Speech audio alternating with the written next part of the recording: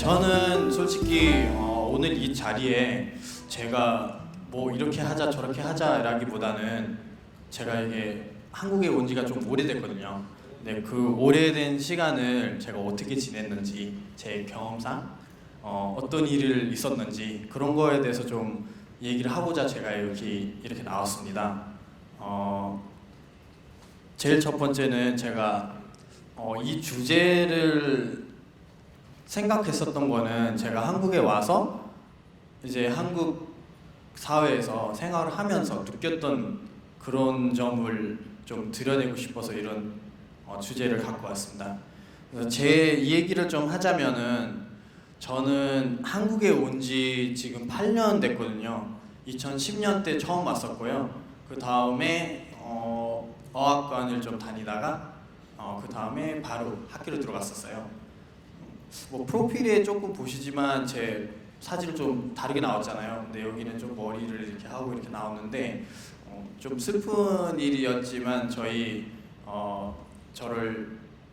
떠나고 가신 아버지 덕분에 이런 머리도 좀 하게 됐어요. 한 8월쯤에 저희 아버지가 돌아가셔갖고 저희가 이렇게 머리를 밀었습니다. 그래서 머리 미는 것도 저희 어떤 풍습이기 때문에 이렇게 머리를 밀고 또 역시 제가 장남이기 때문에 꼭 해야 되는 그런 의식이기 때문에 좀 양해를 부탁드리겠습니다. 네.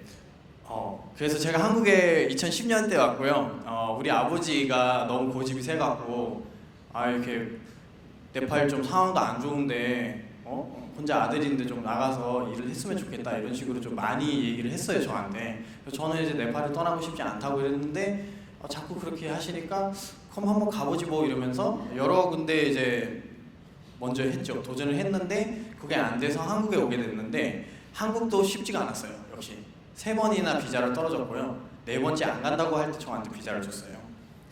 이제 안 갈랜다 이랬더니 갑자기 비자가 나오니까 가라고 했어요. 근데 생각해보니까 뭐 나쁘지 않네요. 뭐 3개월 비자를 줬고 아버지가 다 돈을 내주신다고 하니까 놀겸 한국 갔다 오자 이런 식으로 약간 빗머리도 썼죠. 근데 왔는데 그 3개월이 이제 8년이 됐죠. 또 이제 얼마나 될지는 모르겠습니다. 저도 한국 그냥 떠날 수는 없을 것 같습니다. 그래서 저는 단국대학교에서 도시계획 학과를 졸업을 했고요.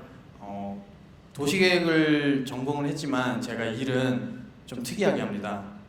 낙하산 제조업체에서 일을 하고 있습니다. 근데 이렇게 말할 때는 사람들이 저를 낙하산으로 얘가 회사에 입사했나 이런 말들을 되게 많이 해요. 근데 그거는 좀 오해라고 많이 얘기를 하고 정말 사람이 타는 그런 낙하산을 만드는 회사에서 제가 해외 영업을 담당하고 있고요. 그 다음에 이제 2014년 졸업하고 나서 저한테 온 그 뜻깊은 기회라고 해야 되나요? 그것 때문에 이렇게 월급도 알려줬고 방송도 시간 날 때마다 이렇게 하고 뭐 가끔씩 이렇게 와서 여러분이랑 소통하고 이렇게 수다 떨기도 합니다. 네, 제가 이제 한국에 3개월 비자를 받고 처음에 왔다고 했는데 3개월 동안 이렇게 잘 지냈죠. 3개월이라는 게 너무 빨리 갔어요. 3주처럼 훅 지나갔어요.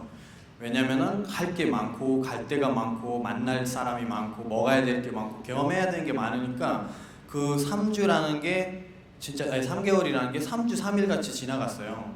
근데 저한테는 그 한글가 되게 특별했어요. 근데 그 3개월 동안 제가 한 한국어만 수업을 들었기 때문에 그 한국어에 좀 매력을 느껴갖고 이거는 좀 배워야 되지 않을까? 3개월 더 있자 하면서 그때 영장을 해서 이렇게 있었어요. 근데 그런 결정을 했는데 이제 앞으로의 시간을 봐야 되잖아요. 이제는 아버지가 돈을 안 보내줄 텐데 어떡하지? 거기서부터 이제 고민이 되기 시작했죠. 그래서 제일 먼저 생각난 게 이제 알바를 시작했죠.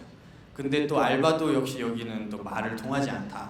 그러면서 되게 많은 그런 서비스 업체에서는 또 동남아에서 오는 사람들은 일을 하지 말아야 된다. 그런 말들이 되게 많았었거든요.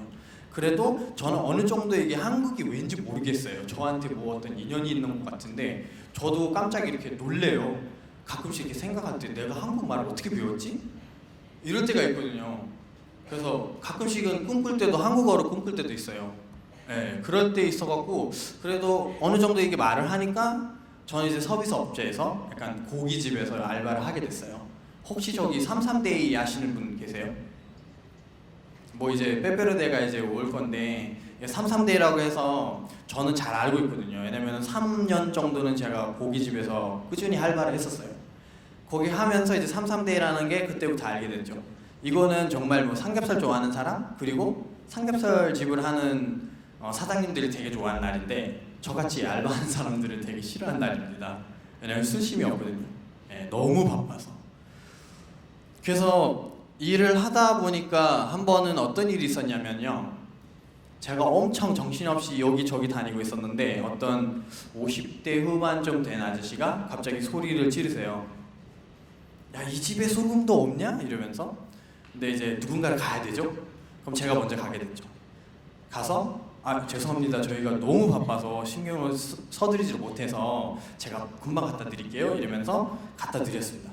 갖다 드렸는데 그냥 저를 쳐다보면서 그래서 냄새가 나는구나 이런 말씀을 하셨어요. 근데 저는 이게 무슨 말이지? 이러면서 약간 좀 헷갈렸죠. 그래도 저한테 하는 말은 아니겠지? 이런 식으로 이제 고민이 빠지기 시작했죠. 그래도 저는 약간 화도 났죠. 왜 제가 냄새를 나나?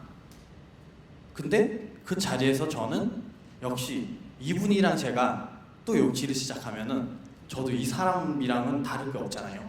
그런 생각을 하게 되더라고요. 그리고 저희 큰아버지가 항상 그런 말을 했어요. 우리는 다른 나라 가면은 다른 나라의 그 법을 따라야 된다. 그 사람들이 뭐라고 해도 일단은 죄송합니다부터 시작을 해야 된다. 그리고 우리는 부처님의 후손이기 때문에 뭐라고 해도 일단은 죄송하다라는 말부터 시작을 해야 된다.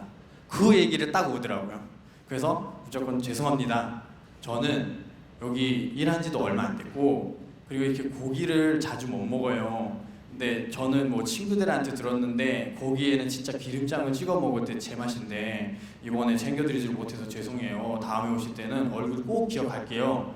꼭 진짜 오자마자 기름장을 드릴게요 이러면서 나갔어요 제가. 근데 약간 좀 슬퍼했지만 그래도 약간 뿌듯하더라고요. 제가 그냥 뭐 죄송하다고 했는데 뭐 별 문제가 없었잖아요 이러면서 그냥 넘어갔어요. 근데 이제 뭐 시간 지나고 뭐 이러고 저러고 하다가 이제 어울림이라는 말들이 되게 많이 써요. 그죠? 여기 사전에도 뭐 찾아보실 때 이럴 때 다양한 뭐 그런 뜻들이 나오죠. 뭐 어울림이 뭐냐, 뭐 어울리게 살자, 뭐 그렇게 많이 하는데 저는 제 생각으로 얘기할 때는 그냥 차이를 인정하고 배려하는 게 아니냐 그런 식으로 말을 하고 싶어요. 그래서 어울림이 뭐냐 이렇게 물어볼 때 사람들한테 뭐 그냥 자의를 인정하고 그냥 배려하면서 사는 게 아니냐 그런 식으로도 말을 할 때가 많아요. 그리고 제일 쉽게 말하는 게 다른 게 나쁜 게 아니잖아 이런 말을 되게 많이 해요. 근데 실천하기가 정말 힘들거든요. 정말 힘들어요. 그래서 저는 네팔에 있을 때는 이쪽에 보시면은 혹시 계급 사회를 아시는 분들이 계시죠? 그렇죠. 인도나 힌두 쪽, 그 다음에 네팔 아직도 법적으로는 없었지만 그 사회적인 그런 계급, 그 단계를 아직도 살아 있습니다. 뭐 그냥 간단하게 얘기하자면 우리 할머니 보시면 아직도 그거를 되게 격하게 믿고 계시고 아직도 이런 거를 하면 안 된다, 저런 거를 하면 안 된다 이런 식으로 먼저 말씀을 하세요. 뭐 예를 들어서 제가 저 한국 사람이랑 결혼할게요 이러면은 할머니가 NO라고 하겠죠.